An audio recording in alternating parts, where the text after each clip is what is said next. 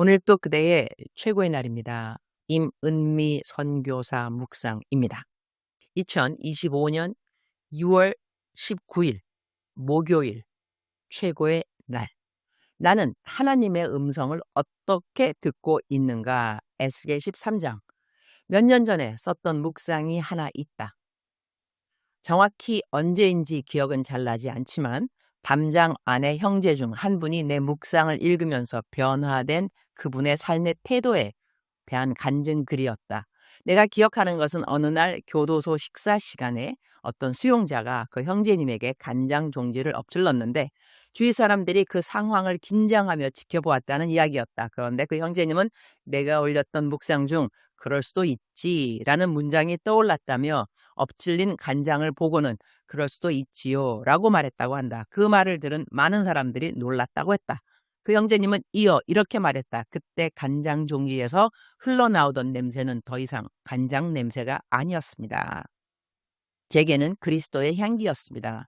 나는 이 감동적인 간증을 내 이전 묵상에 올렸던 기억이 있다.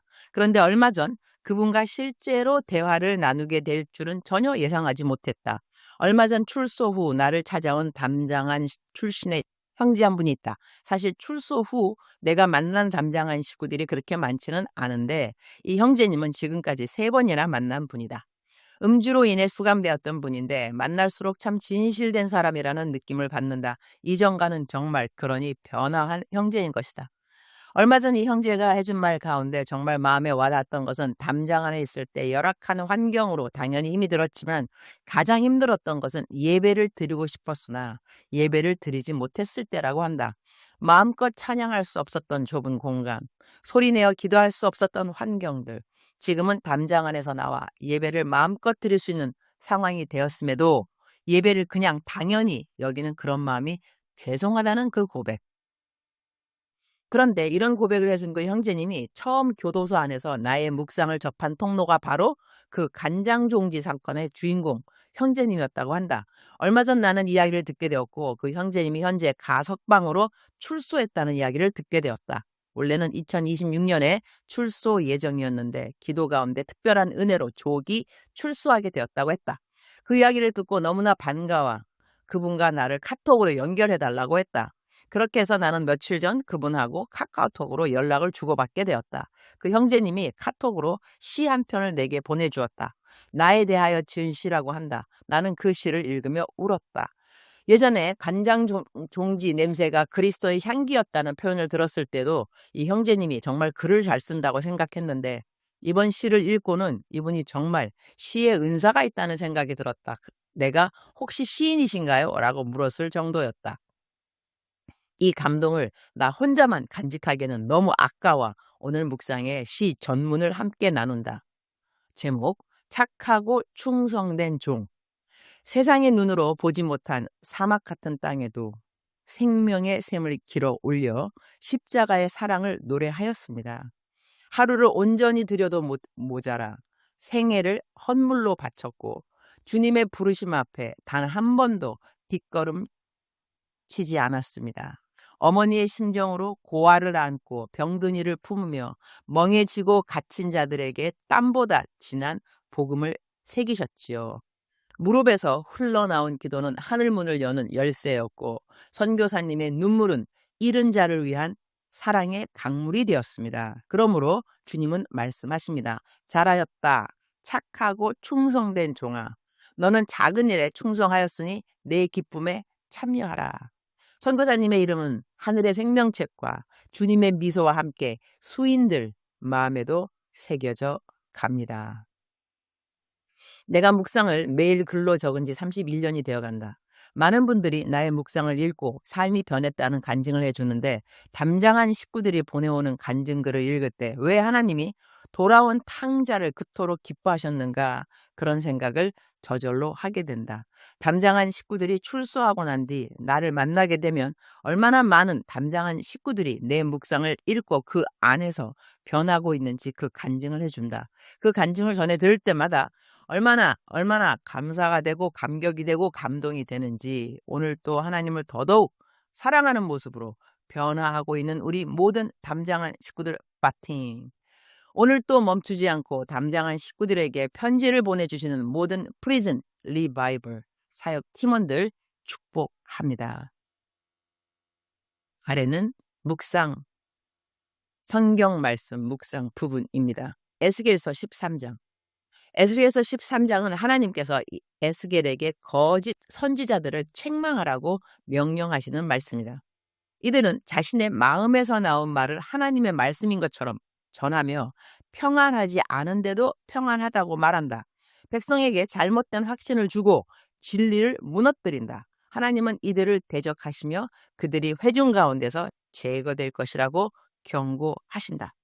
22절 말씀에 내가 고통을 주지 않은 의인의 마음을 너희가 거짓말로 낙담시켰고 또 너희가 악한 사람의 손을 강하게 해 악한 길에서 그가 돌아서지 않게 했고 자기 생명을 구원하지 못하게 했기 때문에 이 말씀을 읽다 보면 우리가 하나님의 말씀으로 하나님의 백성에게 상담하고 권면할 때 얼마나 조심해야 하는지를 절감하게 된다.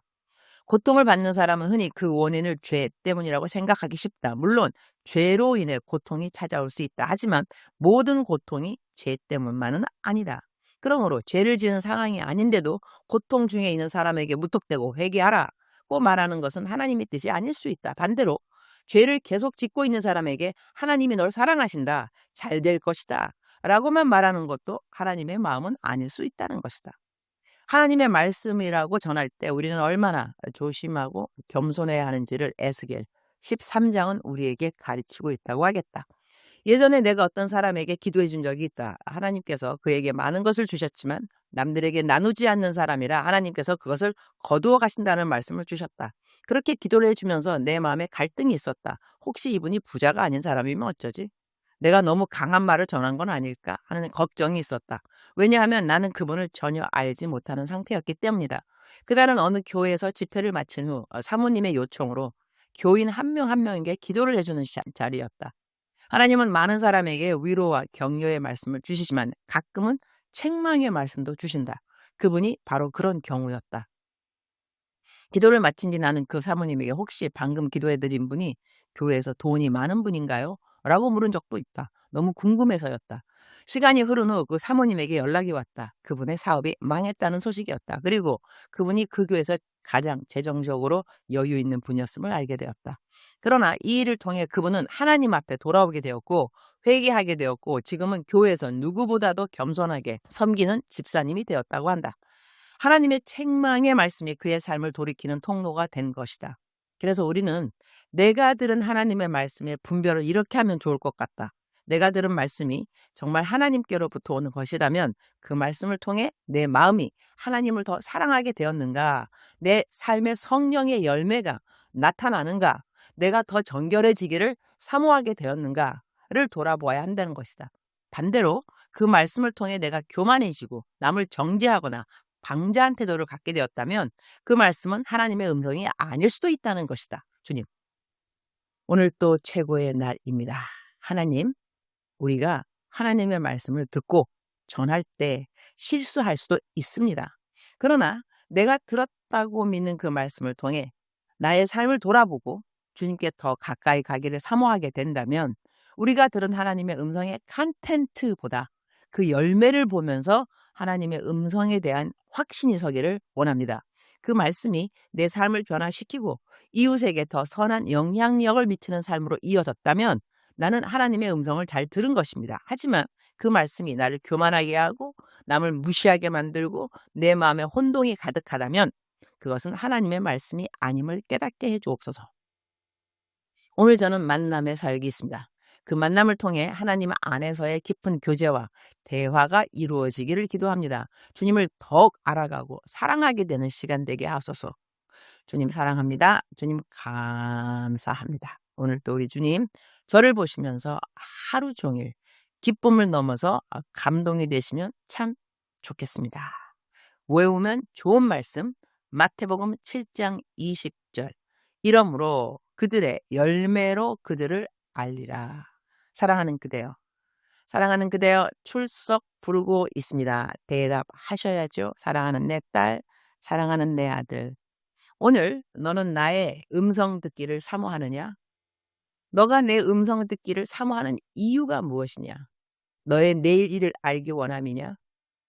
너의 삶에 안전한 마음, 평안한 마음, 걱정 없는 마음을 누리기 위해서 나의 음성을 듣기 원하느냐? 너는 왜 나의 음성을 듣기 원하느냐?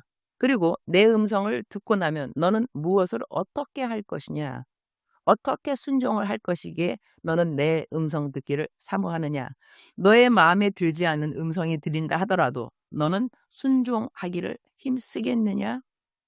사랑하는 그대여, 오늘은 하나님께서 그대에게 주시는 질문만 드리고 그대를 축복하면서 보내드립니다. 출근길이신가요? 등굣길이신가요? 집에서 설거지하고 있는 중이신가요? 사랑하는 그대여, 사랑합니다. 사랑하는 그대여, 축복합니다. 오늘 또 그대의 최고의 날입니다.